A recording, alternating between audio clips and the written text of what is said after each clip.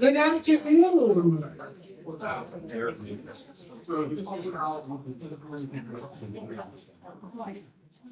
Well, I really hope that since you've been here, you've been able to really connect with folks over some wonderful food and even and getting to know some of the folks that you don't know and saying hi to those folks that you're familiar with.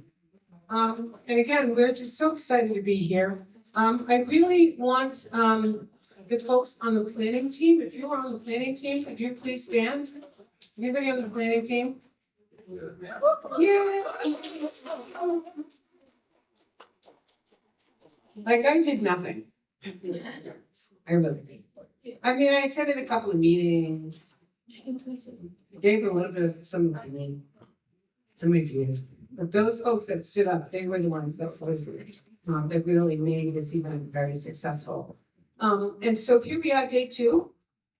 And so on day 2, we talked about some of the questions that we asked in day 1. So we just want to go over some of the things that everybody talked about yesterday. So again, I'm just going to review the questions for everybody.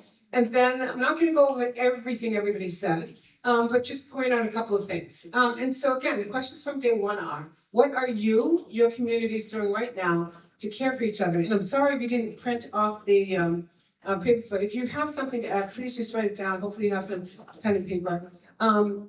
Reactions to the opening speaker, Melissa Hugh and panel 1. Again, I know some of you weren't here yesterday, but again, she talked about racism and how that's a public health issue. So if you have any ideas on that, again, hopefully you have some paper and some pen and you can write that down, because again, we do want to hear from you.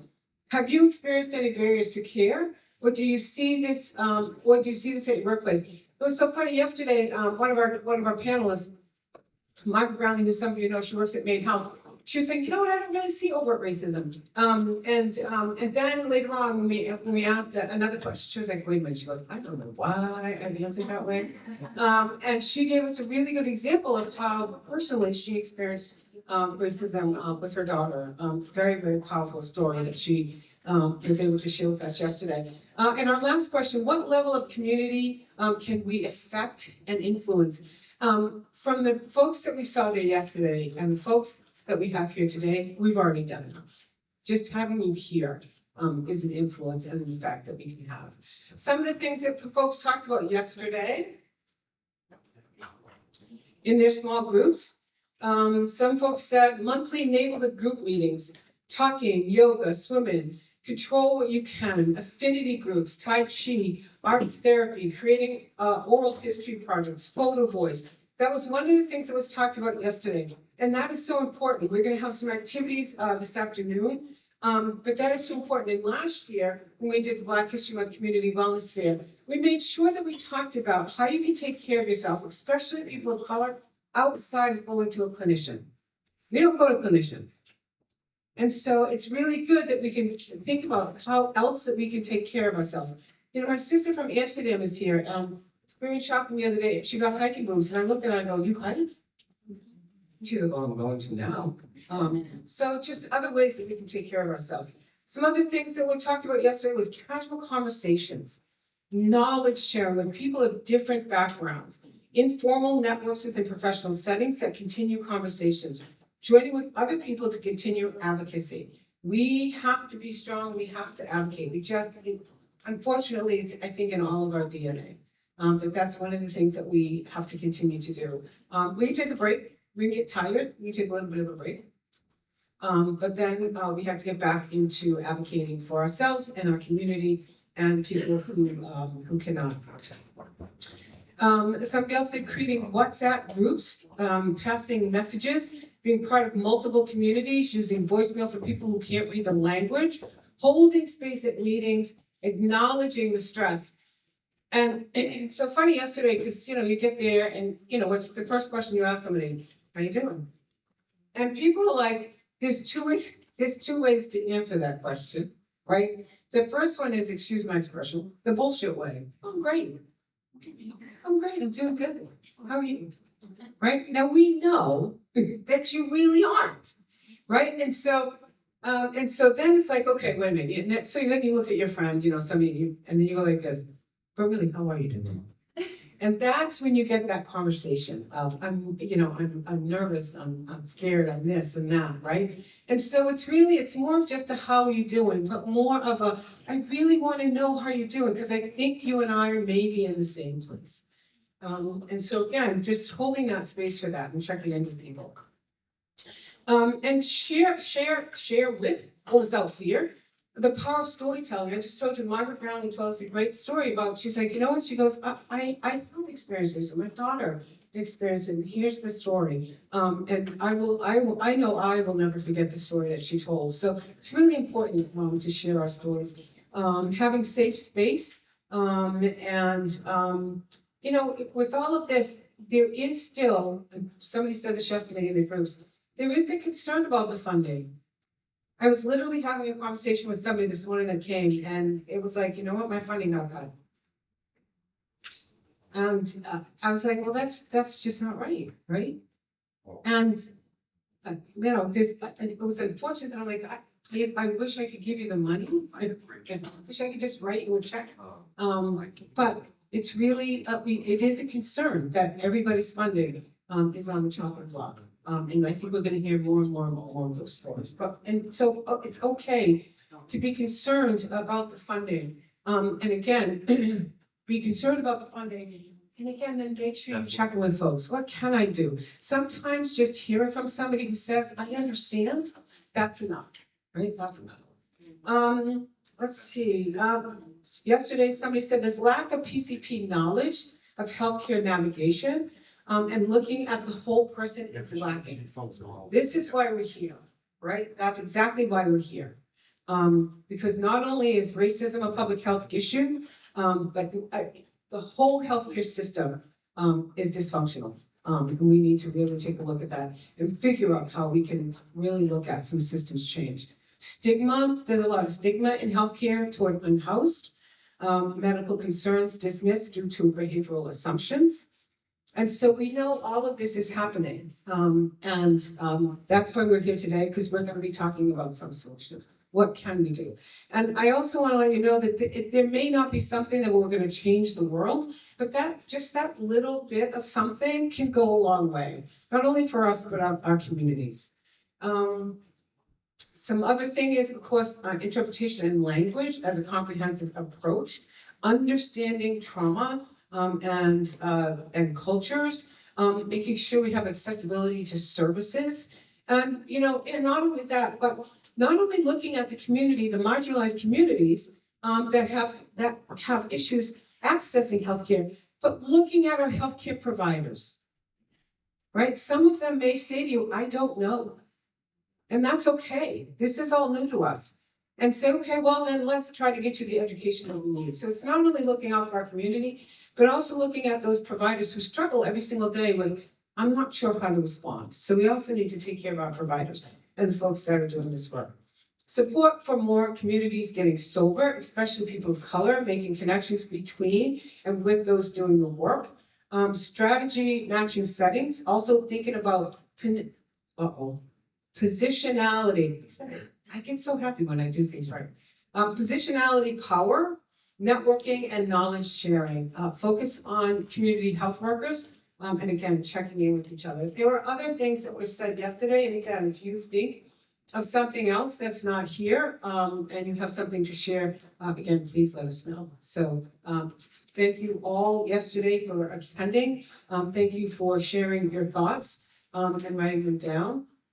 We really appreciate it. And again, we still want to hear from you. So, but now it's time for us to move on with our panel. So I'm going to have Brooke come up here. She'll introduce herself and she'll introduce the panel. Hello, everyone. I'm so excited to be moderating this panel today. I'm Brooke. I am the coordinator of programs and community engagement here at the ECC. And I'm just really excited to be hosting this today with all of you and the cross-cultural. So I'd love to call folks up if they would like to come. Today I'm introducing Miriam or Miri, pronouns they, them, and she, her. Miri is a Black queer artist, learner, healer, physician. traveling from Karankawa land in the South Texas region.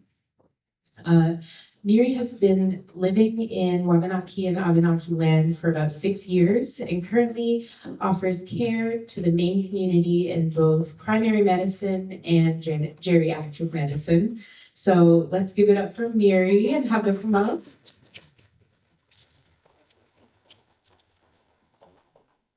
Thank you, Miri.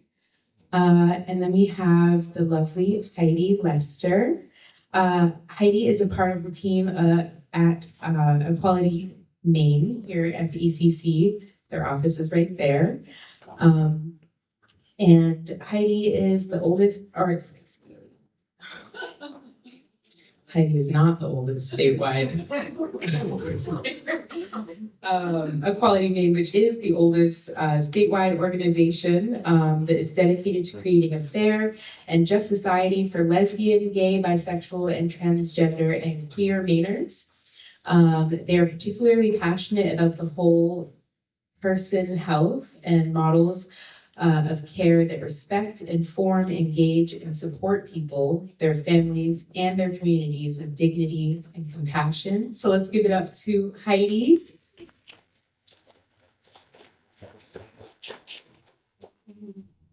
And last but certainly not least, we have Aisha Khan. Aisha is a Muslim American who grew up in Texas and now lives in Maine. Her unique upbringing and diverse background have helped shape her perspective and understanding of the world. Aisha holds a bachelor's degree in psychology and international relations and a master's degree from Harvard University, where she specialized in global health. Throughout her career, Aisha has contributed to the development of several impactful programs aimed at addressing health equity and bridging the gap between rural disparities and racial inequities. As a program developer for the United Nations High Commissioner for Refugees, UNHCR, she was instrumental in creating a trauma-informed curriculum for refugees. Now at Maine Health, Aisha serves as the co-chair of BIPOC Care Team Member Network and Program Manager for Social Determinants of Health. So let's go ahead and give it up for Aisha Khan. Let's give it up for the suit. That's gorgeous. Hello. So I'm so excited to be asking you all questions today. We have a panel of very smart individuals here. So I guess the first question is, can you help us understand how folks can search for inclusive healthcare options? And I believe there are two, I'll just give you one. There you go. Hello, y'all. I'm Miriam. Yes, and I am currently privileged to say that as of last year, I'm a board certified family medicine doctor here in my residency. So in that journey, I definitely got the opportunity to see sort of behind the scenes of how our community finds primary care providers and healthcare providers here in the state of Maine. And it can be difficult to try to figure out like which providers are a safer space, like that will understand the Black experience, the Brown experience, and Indigenous, the queer experience with care. What I have noticed, at least through my experience and what I try to do as a provider, is making sure that I'm very out loud with the community I serve and the community that wants to know that I'm a safer space for them to be able to get their care. So whether that's through on my badge, like I'll have the pride flag, or me just being Black is also a sign as well as being more inclusive. And also trying to make sure that, I learn skills through community medical education, which is something that all providers are required to do in order to make sure I'm up to date with the community, cultural competency, trauma-informed care, and stuff of that nature. So yeah, I have a lot more TMI information, so feel free to reach out if you want. Hey, everyone. I think that one of the most important things to do is to do that research, right? Which can be difficult, to try to figure out who might be a good fit for you, for people in your family.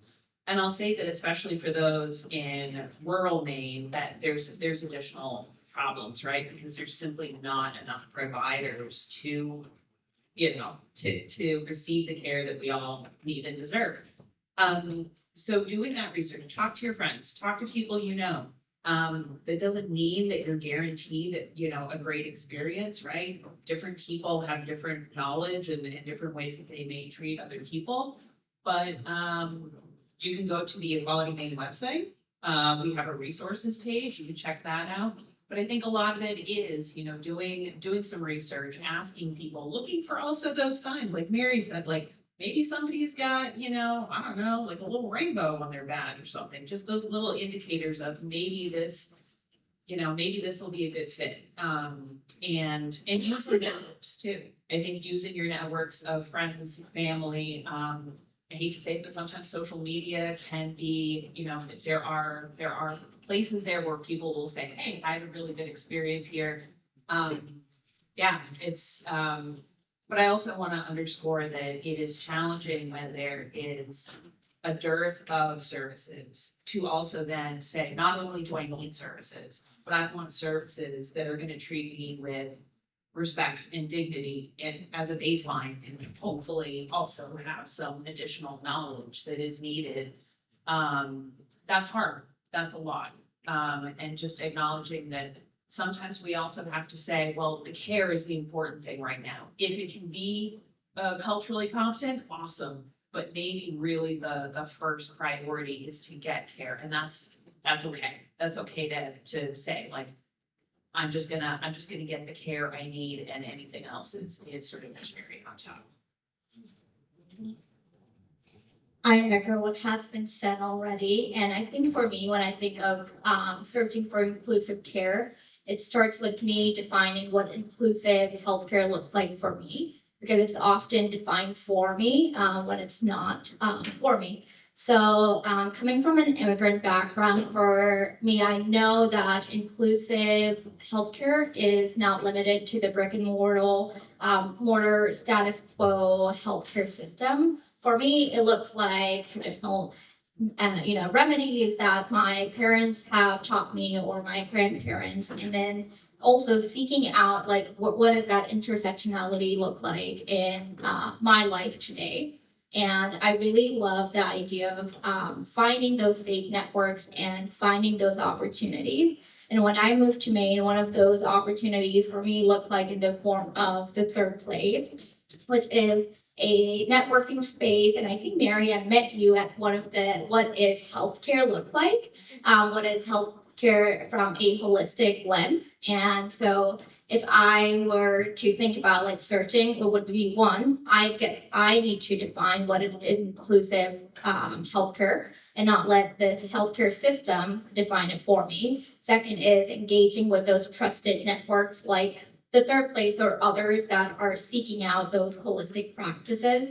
And third is empowering myself to say, I will go and seek various different providers, as you mentioned, like maybe one provider is not going to have it all, but it's important that I seek out various different forms of healing. And sometimes that's going to look like maybe at Maine Health, and other times it might look like in your spiritual convenings or your place of worship or holistic care that is looking at you as a whole person. Thank you for sharing the mic. I appreciate it. And thank you for those answers. I almost want to push the question a little more as well. Just in my own experience, and I'm sure some of y'all's experience as well, and trying to find, like, just as an example, mental health care providers, right? And when I went on that journey of trying to find a therapist who would fundamentally be able to connect with me, and I wouldn't have to constantly like spend half the session explaining like, well, this is how it feels for me culturally, or this is why this was an upsetting situation racially. And just coming from that perspective, I was able to find like 6 Black therapists in the state of Maine, and they're all very great therapists, but some of them don't take insurance. And then I had to go through like, some of them may be Black, but maybe they're not a great fit for what I need. And like, so how can we, just going back to that question of like, can you help us understand how folks can search for inclusive healthcare options, like without the burnout of having to like really hunt for things? I really liked your answers about saying like you have a community around you and they can help you. But I just wanted to go a little deeper into that, if that's possible. So I'm gonna hand you the microphone and you guys can decide.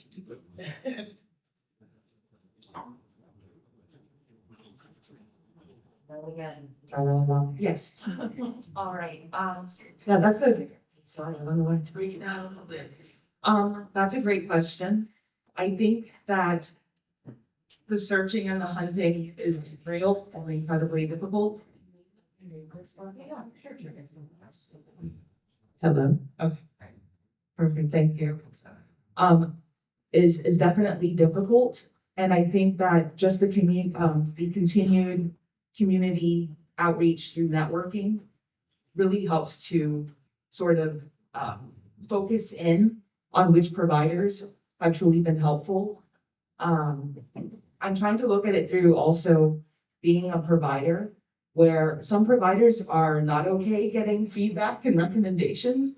But as for me and my house, I love getting feedback and recommendations and ways that I can learn and grow and be a better provider. So I feel like if you have met, for example, a therapist that is so close and yet, needs an extra push, it's almost like you as a patient having to take on extra work, but because it can be that in and of itself is stressful, that little workload can help to make a domino effect and hopefully make more well-informed providers that are actually giving the care that needs to be made. It's just like that missing piece, especially for each and everybody's individual experience. And so that's what's coming to my head, at least right now.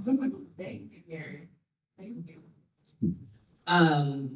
I think especially when we're talking about mental health supports, it gets particularly, well, actually, let me start off with something that I hate that I feel like I have to say, but I do. There is a misconception among all sorts of people, including providers, that being LGBTQ plus is a mental health issue. And I just want to start off by like level setting the fact that no, that is not the case. What's really hard is being LGBTQ plus in a world that's filled with discrimination and stigma and bias and systems that are set up for the success of some people and actually put barriers in place for others. The fact that I feel like that's a notion I have to dispel before we continue talking is really, it's sad, but it's also important because not everyone knows that. And what that tells me too is that it's so important for any one of us to know that we deserve adequate care. That's not being pushy, that's not being demanding. We all deserve to have appropriate care. And so that does require labor, right? It does require doing that extra work to say, I need to make sure that this is the kind of care to which I am entitled, that I need, that I deserve. But it's also really important to say, let's say you've got a list of mental health providers or whatever providers. It's okay to ask people, like a potential provider, like, hey, how familiar are you with working with trans people? Do you have any experience with that? Now, you might have some providers who say, yeah, I feel really good about that. Here's what I know, here's what I feel good about. You might also have some providers who say, I don't know anything, but I'm willing to learn. Great. You might also decide, like, I'm not here for that. I don't want to put in that extra effort to help somebody else learn how to, work with me appropriately, but then you know. And so I would encourage you to, I know it's extra work, but I would encourage anyone to take those additional steps of self-advocacy to say like, here are things that are important to me. Can you meet that? How do you feel about that? I would guess too that you're gonna run into some people who say, I'm not into that. Like, and not even say like, I'm willing to learn. That might tell you a lot. And you might say like, okay, this is not a good fit. And that's good, that's okay. Because we don't always vibe with everyone, right? So I think that I would say to people who are seeking care, I would say it is good to ask for what is important to you, what you need, what you want. To providers, I would also say that humans are not a monolith, right? Like, yes, we have bodies. That's something we have in common, but that's about all we have in common, right? We all have all sorts of different intersecting identities, which is wonderful and beautiful. And it also means that having some respect and some knowledge and information is a critical part of providing adequate care to as many people as possible. I think a couple of things come to mind, like after hearing you both and just the emphasis on this question. One is finding those bridges because it's so exhausting to be in spaces where it's where we throw around neutrality like healthcare for all, but it's not really. So just like navigating that can be extremely exhausting. And when it comes to things like behavioral health and other things that are even more complex and are more burdensome, it's for me, I think one suggestion would be to find those bridges. And that could look like in the form of who's already providing a service, who is providing the inclusivity that you're looking for and asking them to connect. And a great example that comes to mind because I can see Meredith is in the room is working with SAMA. So there is an organization, Immigrant Resource Center for Maine, who is working with Meredith and her team to be that bridge so individuals don't have to feel exhausted. And that looked like, finding a couple of volunteers who will go with SAMA and invite them to the mosque. So we've done a couple of trainings where folks from the masjid are volunteering, spending their time to identify, okay, who can be that bridge, who can connect with what SMA is doing, and then also connect with what are the other needs, and that has resulted in vaccine clinics. So this is, finding expertise that already exists in different facets and being able to navigate, and that navigation is a lot, but if you have those trusted networks, as you had mentioned before, I think it is sometimes like requesting them to be that bridge. So that's one. The second, when searching, I think this is something that my mom has kind of instilled in me is knowing your body, knowing who you are, and asking for your rights. So don't be shy to, when you do walk into a clinic, to say, can I please get a copy of my patient rights? And when you're with your provider, ask them, can you walk me through what do these rights mean? What are my rights here as we're talking? And next appointment and any future appointment, just carry that copy of your rights with you. So it's a reminder for yourself and for others to know that you are, that sense of empowerment that, yes, I have rights and I am not just taking up time, or I'm not it's demystifying it as well comes to mind. Thank you so much for those answers, and thank you for letting me dig a little deeper. And that kind of does go into our next question here. So what can providers and even the whole organizations do to help offer more inclusive healthcare options? So I feel like we kind of touched on that a little bit, but I'd love to hear a little bit more as well. So I'm gonna pass this.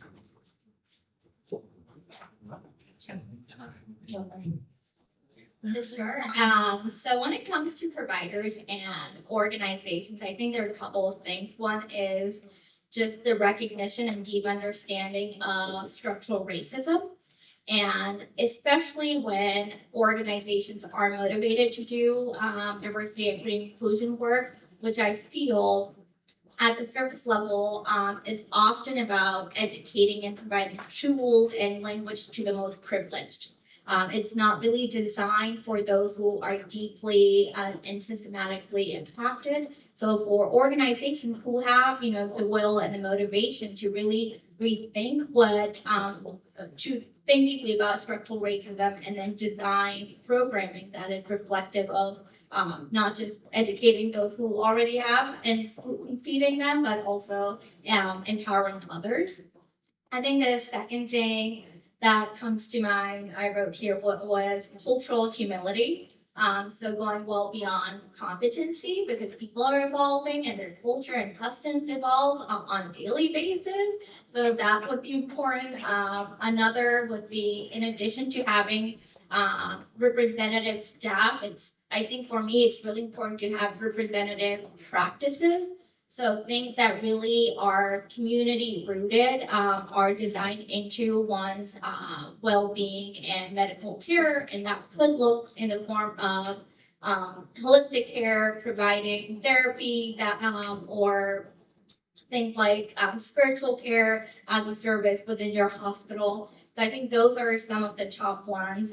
And lastly, I'm a big fan of toolkits. So I feel like oftentimes when folks are interacting, or providers or healthcare systems are interacting, it's like, oh my gosh, I don't know how to respond. So I either will just avoid or just do my best. And sometimes it's like having toolkits that demystify it's a patient. Ask them, explore what does cultural humility look like? What are the resources? Give patients tools and language to communicate back with you. So in that way, I feel like one, it is important to have translation and things like that, like how does the provider communicate with the patient, but also providing patient tools, like what is the language or verbiage that's going to resonate with the provider. And I think that part that the provider always understands the patient and it's just the patient needing more information is a big,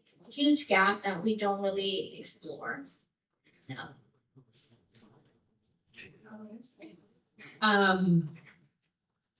I think that curiosity is good. I love it when I love it when anyone's curious.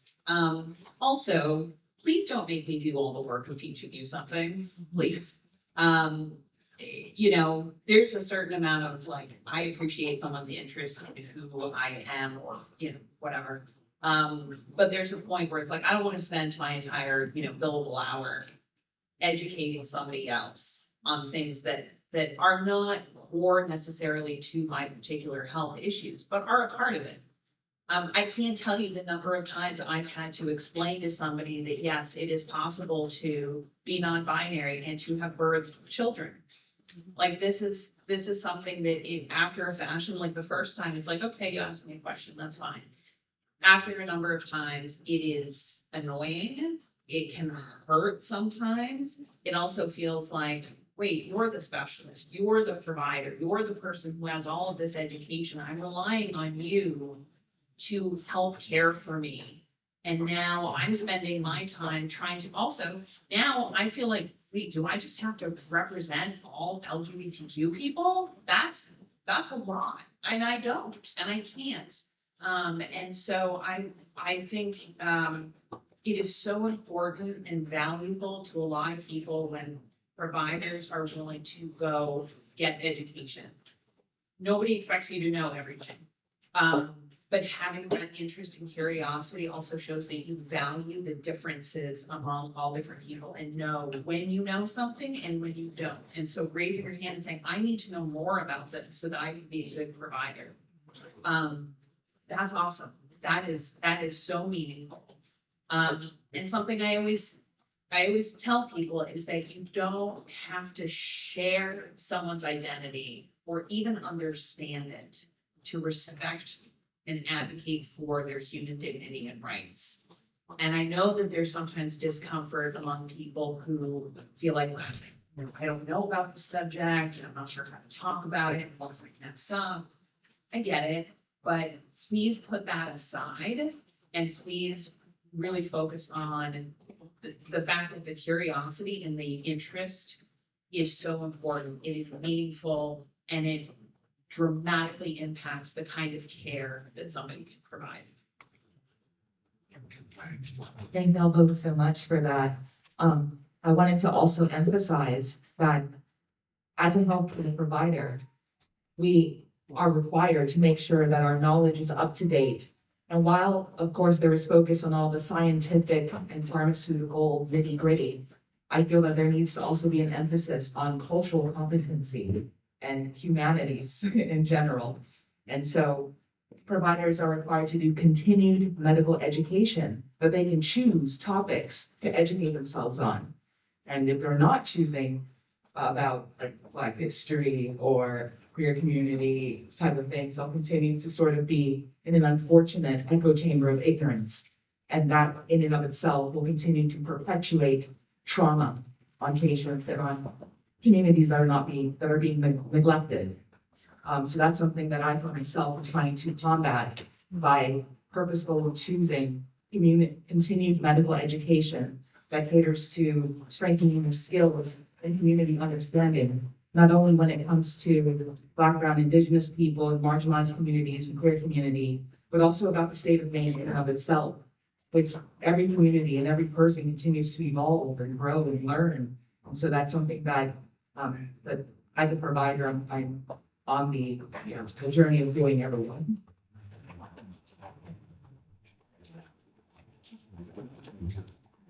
Thank you so much for your amazing answers, and just that had me like thinking too, especially Mary, like I feel that being a lifelong learner is very important, but also like learning about history. The history of medicine in this country is wild. Has very deep roots in racism, homophobia, and ableism. And all of these things are linked in the same thing, in my opinion, and all very connected. But take time to educate yourself about history. Why did I think that Black people don't feel pain? Why did I feel that being LGBTQ is a mental illness? Or why did I believe, and this was wild, when I worked at MMCRI, one of the doctors who has a full PhD had said, yeah, well, Black people get diabetes more because they're Black. Like, it is because they are Black that they have diabetes more. And I'm like, you have a whole PhD, and I'm having to sit here and tell you, I'm literally a secretary, but I'm having to tell you things that you should know. So it's just having that humility again and recognizing that there is a history behind why you think what you think. And we're all steeped in immensely oppressive systems. So thank you. Those were incredible answers. And I'm all jazzed up. I'm fired up here. Okay, so next question. And I think this is also very related to that, is what can folks do to effectively advocate for their own high quality and inclusive healthcare? I think we've kind of touched on a bit of that, but I'd love to hear a little bit more in depth if that's something that you're interested in doing.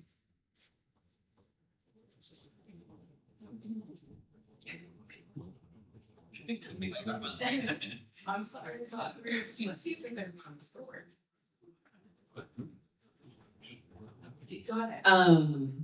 I think as we all kind of said before, it's like advocating for yourself, stand up for yourself. Don't feel like you're being pushy. Don't feel like you're being a burden. Even if other people want you to feel that way, and even if they're uncomfortable with you saying like, hey, I care about this and I value this, try not to. I know it's hard. Try not to let other people's discomfort shake you and your commitment to yourself. I think that's a huge one. And again, being in touch with other people. Everybody's mileage may vary, right? We're not all treated the same. We don't all have the same experiences, but that can be it can be a helpful tool sometimes. And I think, again, it's also spending some time, and I think you kind of mentioned this before, Isha, like spending some time identifying within yourself, like, what is important to me about me right now? What is something that I really need this other person to know and understand on some level? I think spending that time first will help when you go in, you start making those phone calls and sending emails and meeting people, will help you to really know like what it is about you, about your health, about what your struggles might be that you really need to make sure that you're working with somebody who's gonna be supportive. And even if they're like, I don't have all the answers, but I am totally interested in helping you, like we're gonna work through this together, that might be just fine. Just having that partner in how do I find the things that I need? How do I access the things that I need? So a lot of that comes back to like knowing yourself, trusting yourself, believing in yourself, which sounds corny, but like believing in your own, like, hey, this is important to me and I'm gonna fight for it. And it may have to be a fight, right? Because there isn't adequate, especially in rural Maine, there aren't adequate resources, full stop. I don't think there's anybody here who would disagree with that statement. So knowing that this isn't easy, this isn't if you're having a hard time getting the care you need, it's not a failing on your part. Like it is a system that is not in great shape, and it was also designed to be more easily accessed by some people than others, and that's what we're all up against. And that's why really believing in yourself and your own worth and your own deserving of healthcare is so important. Yeah, I love this. I love this. I like treating this a little more like an in-depth conversation, if that's okay.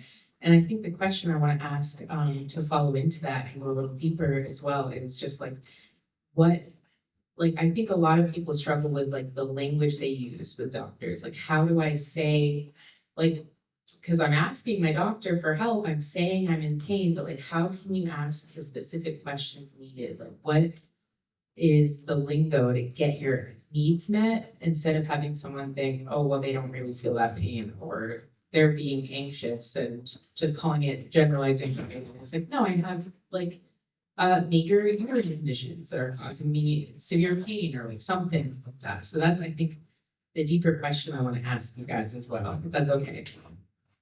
Hello. So what's coming to my head right now is speaking in the language of insurance. Because sometimes when we write something in a certain way as a provider, they won't approve it. Or you don't say the specific kind of symptom, and that is annoying in and of itself. Like that breaks my heart that it's like pain is pain is pain, let's try to figure out what's going on. But it's like, if it's not in this particular way, or if you don't have this family history and your siblings and your parents, like your aunt doesn't count, it's this whole type of rigmarole sometimes. But I think what will be important when it comes to communicating and trying to get things moving forward is stating what things you've tried, those sort of things, they say the conservative things that you've tried. You've tried physical therapy, you've tried, the Tylenol, those little things, and it's still not working, that's it, honestly. And so making sure to list that so that there's not this sort of continued prolonging of investigation. That's something I've noticed as well. And then another way of advocating for yourself, especially when you continue going up against a wall of no, is letting the provider know, like, I want you to write down that you're denying, put a workup on this, like, record that. And all of a sudden, a lot of them will change their minds. So like, so just finding sort of these ways of navigating the system, especially when unconscious biases are the things that are blocking you from getting the healthcare you deserve. Sometimes providers don't even realize that, which is really annoying. That's what I have in mind. I also just want to ask you another question, if that's okay, because insurance just came up, and I feel like that's a very intentional systemic barrier to care in this country. And so my question is you had mentioned the very smart trick of saying things that will trigger insurance. And I think that's a skill that is very hard one. I don't envy you at all for having to have that skill.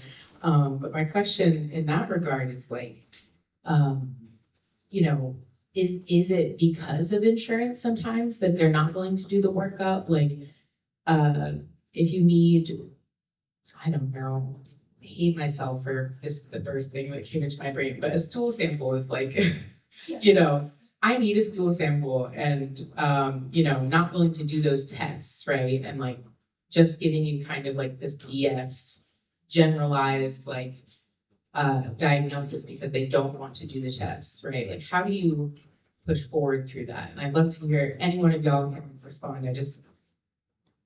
I'm excited. I love hearing what you guys have to say.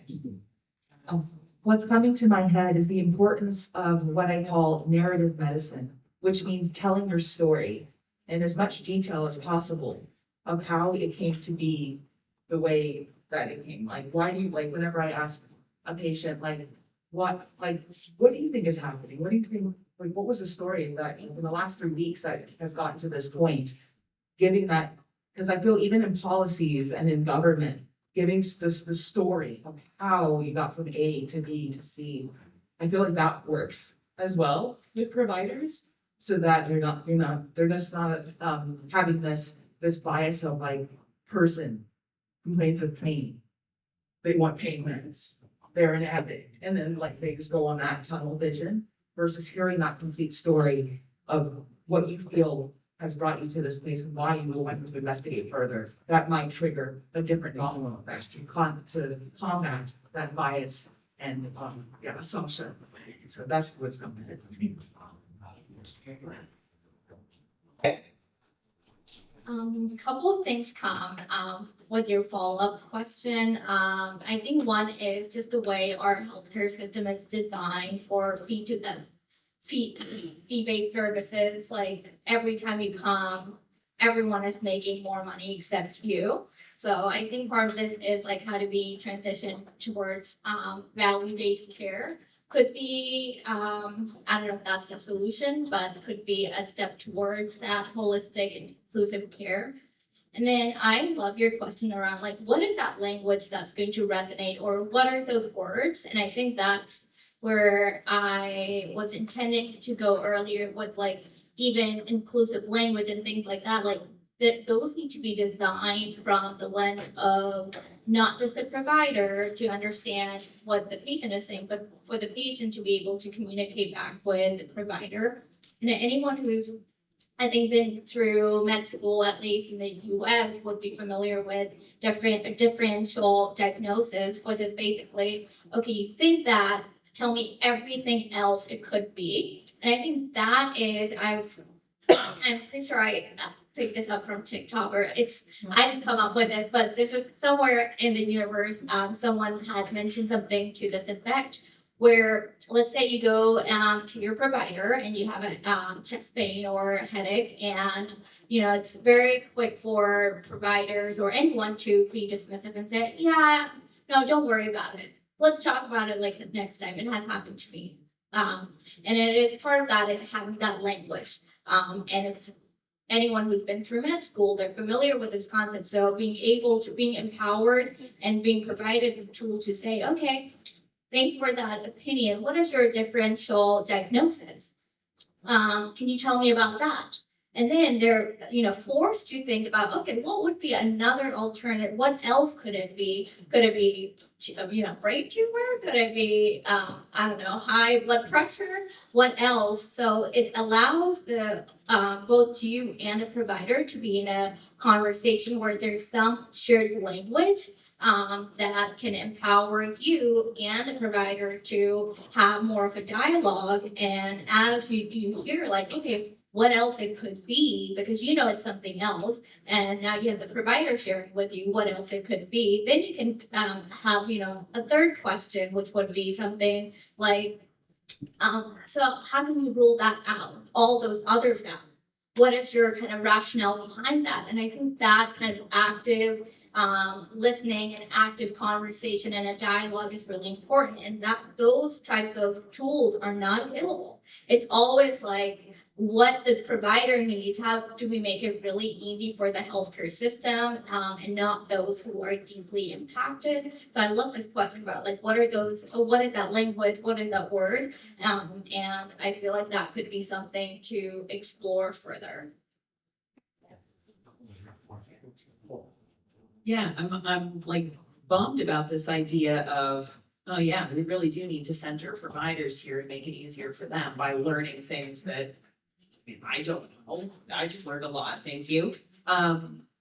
And this is bringing up for me also on top of apparently needing to learn things here, about how to find that common language.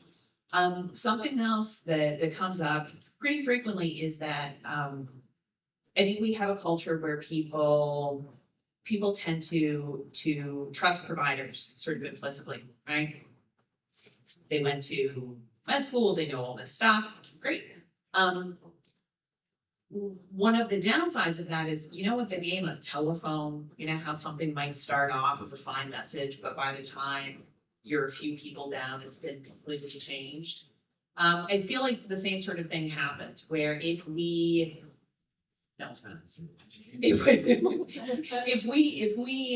all just implicitly believe everything that we're told, we may not, and it's not through malintent, but we may not actually get the appropriate answer. So I think an example of that, that came up pretty recently is, there was a glitch on the coverme.gov website, marketplace insurance. And it said that none of the health plans would cover gender affirming care, which is not true. And additionally, it's actually a statute that you can't just categorically not cover gender affirming care. And what I found interesting is that the people who know all the policy and stuff behind this were like, well, it's not in the insurance mandates, so we don't have to cover it. Now, they're correct in the sense that it's not in the mandates, meaning it's not in that whole laundry list of things that you absolutely have to cover, but there is a statute that says you can't just not cover it. So I think the moral to that story was that it showed me that there were people who had part of the correct information, they were lacking a full picture of information. If people had just gone with what the insurance specialist said, there would have been a ton of people who would have thought, I'm not eligible to have gender affirming care covered. And that's not true. So all of which is to say, not only is it recommended to learn some of that jargon, to find that shared language, to try to meet the healthcare system more than halfway, because it's in our best interest. But also, again, learn what your rights are, in all of your free time. Go and learn what those things are that are guaranteed, because there may be people who either don't know that, or they may only understand part of it, or sometimes, unfortunately, maybe they just don't want to have to deal with it, and so they're like, oh, no, it's not that. I think that kind of ties into what you were saying about, asking for another diagnosis or like pushing back, and I know also that that's difficult for some people. Like some people find it really challenging to be like, no, I disagree, pushing back on that. And I just want to acknowledge, I don't have a fix for it. But I just want to acknowledge that what we're talking about here is also putting a lot of labor on people and really putting the onus on people who need care. And I just want to recognize that. I also want to quickly state, thank y'all for speaking, that something that has helped me and me myself to be able to say, no, I disagree to Dr. Peeps, is seeing great examples of my attendings and like FOSS docs have like times when they said, I don't know. That like I was like, what? You don't know everything? Like it helped to sort of unlock the, oh my God, these are just humans that learned things and don't even know all the things, and things are changing all the time. So that was another like exercise that strengthened me. And so I hope that's something that can strengthen y'all too, because just being like, I disagree. What are the differential diagnoses? Like what other diagnoses do you think this might be that you're pulling out all of a sudden so quickly? Like I love that. Yeah. Thank you. I love that conversation. That was so great. And yeah, just acknowledging that like healthcare workers are just people. They're just guys, They're really smart guys and they've worked really hard, obviously, but I think that recognition is really exciting to take some space for. And also, don't ever trust insurance companies, y'all. I don't even think that should be, that probably goes without saying. I'm preaching to the choir, I'm sure. So, yeah, really great. Thank you. And then the next question is about data collection. I know everyone loves data and is very excited about it. And I know this is a very sexy topic. So, why is data collection, data sharing, and data sovereignty so important? And also, a little tagline I really want to add and get us thinking or talking about is like, how can data be intrinsically biased regarding race and gender and sexuality? And what are ways that we can combat that as community members, as caregivers, as folks in these fields?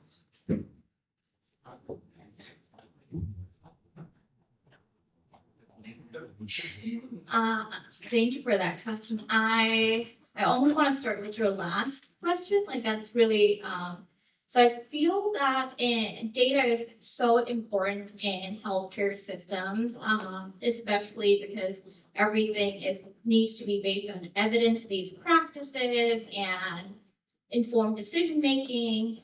And it begs the question, like, what is the evidence behind these evidence-based decision making? And oftentimes, more often than not, I think the long-standing societal representation in healthcare system in particular is white men. And it goes without saying that we know that no one group can ever be a societal representation of an entire population.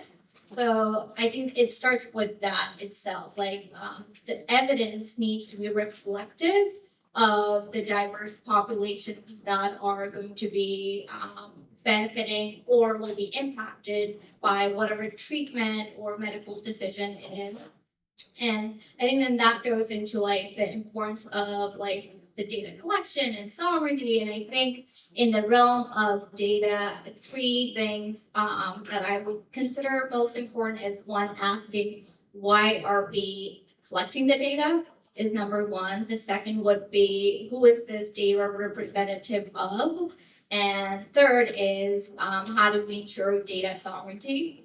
So at Maine Health, under the leadership of Dr. Dorian Mills, I get to work on social drivers of health, and I see Barbara here too, who is an excellent resource and does a lot of work with food insecurity and other things. And part of that was, as we're working on it, is yes, we can collect, requirement for social drivers of health, and see who is insecure for food. But what is that really telling us? Because we have the ability to do that, and we have been doing that, or for food, for housing, or any other social drivers. And one important question that I know from leadership perspective was to ensure that we stratify this data. So this way we understand who is insecure, who is this data impacting most deeply. And part of that was stratifying it with race and other demographic information. And that meant we're not just collecting one checkbox, but we have to actually ask a lot of other questions in a way that it is reportable, it interacts with other data that we're collecting. So that was, I feel like, seeing how other folks within my department who are experts or have a lot of knowledge in public health being there to support these types of initiative has been very empowering. And then that leads to, okay, we collect this data. Now we know, at least for the data that I see, it's really impacting adversely people of color and non-English speakers. Now what? Because we also know the more data we collect, especially around people of color, it has been used against them. So part of our education and training around that was, one, to make sure that we are not using this data against, and making sure that the patient knows. So there's a training for the provider to go, anyone who's asking these questions, they go through training where we talk about like, why are we collecting this data?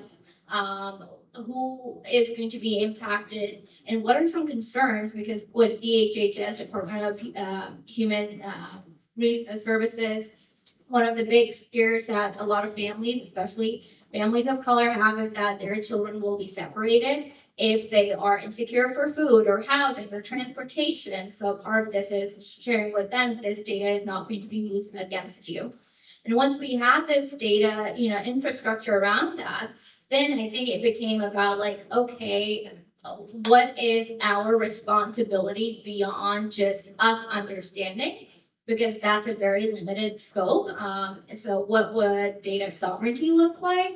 And part of that effort has been sharing this data that we're collecting with community-based organizations.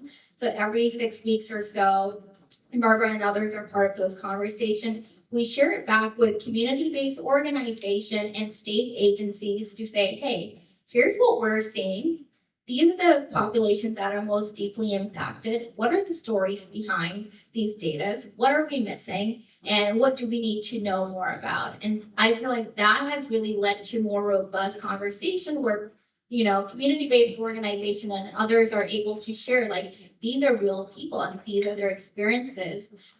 And one quick example I'll share is the impact of that work is we screen for utilities as a social driver of health, whether you were able to pay utilities or not. And we also were seeing that non-English speakers are most impacted. They screen positive for utilities.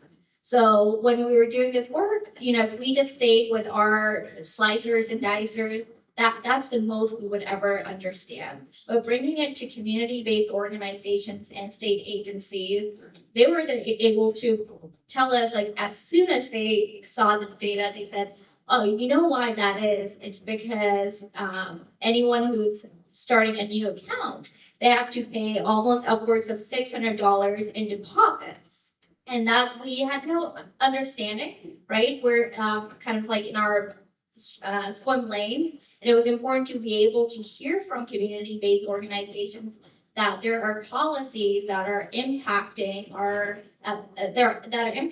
the population who are our patients, and those patients, because of their social and socioeconomic status, then have adverse health outcomes. So being able to link all of that and say, okay, now our goal is not just to collect social drivers of health, but go from social drivers of health to political drivers of health, which is policy and infrastructure, and think about, are there any policies that can be changed to help move this work further? And part of that was Dr. Mills connected the community-based organizations and others with CMP representative. We got state legislative representative engaged, and it's ongoing. But it's just an example of when you're intentionally collecting data, understanding why you're doing it, making sure it's representative, and then not just stopping there to form our own conclusions, but giving it back to the community because they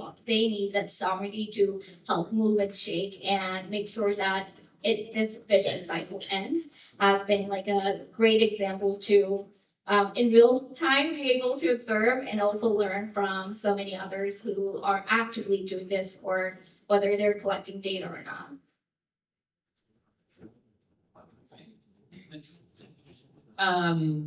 Data is so important. Everybody here knows that. That saying, like, if something's free, you are the product, right? Because our data is such a valuable thing. And in some ways, I really agree with that, right? One of the things we've seen in the LGBTQ community is that there are entire sectors where people are not tracking any of that data. And when I've asked before, like, hey, why aren't you asking those questions along with, all the other demographic questions? And I was told, well, that would be offensive.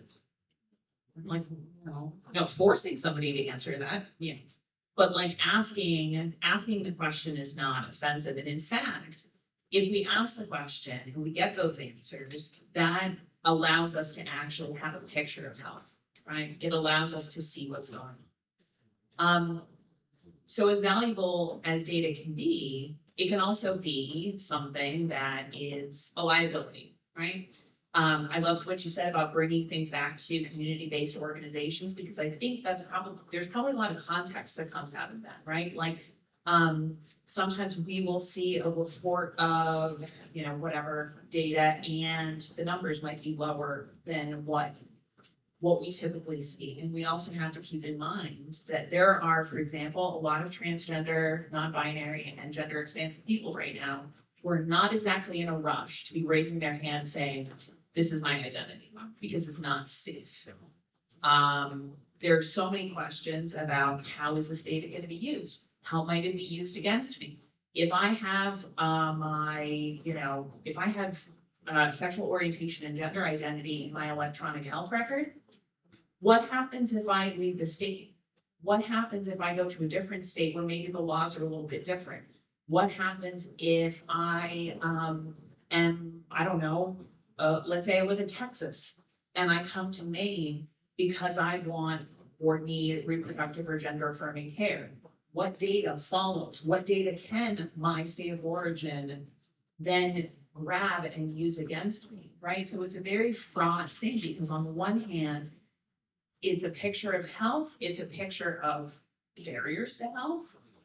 It can tell us so much about the experiences of different people in different communities. And on the other hand, it's something that's, I don't think anybody's really sure, right? What's going to happen and what might be dangerous to say, what might not be. I think that there's also a lot of uncertainty about how to frame the questions. And I'll just put a plug that if you are ever in a situation where you are trying to ask for sexual orientation and gender identity information and you're not really sure if you're asking it the right way, hit us up. Reach out anytime to Equality Maine. We are absolutely happy to help in saying, like, well, you might frame the question this way. This will probably get you better answers, more accurate answers than if you ask it that way. And also because something that sometimes keeps me up at night is, what if we all ask questions differently? What does that do to our data set, right?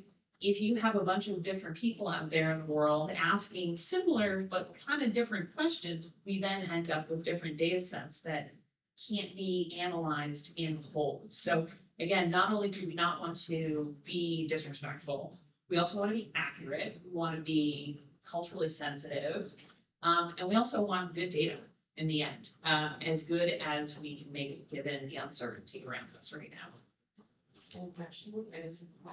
Sorry, you guys.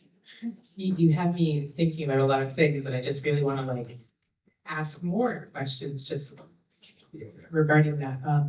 And I think what really just came up for me with both of your responses is the issue of eugenics, frankly, and safety as an issue with data, and the history of data being used as a tool to push eugenics by eugenicists. And I think there are a lot of people in America who are eugenicists without even realizing they are, both for people who are disabled and queer and brown and so on. And so my question is and something that came up a lot at Maine or MMCRI when I was working there was the issue of populations being very wary of even engaging with or interacting with data due to the history, very long and intense history of that data being used in a eugenics way. So my question is or follow-up question, because you guys have me thinking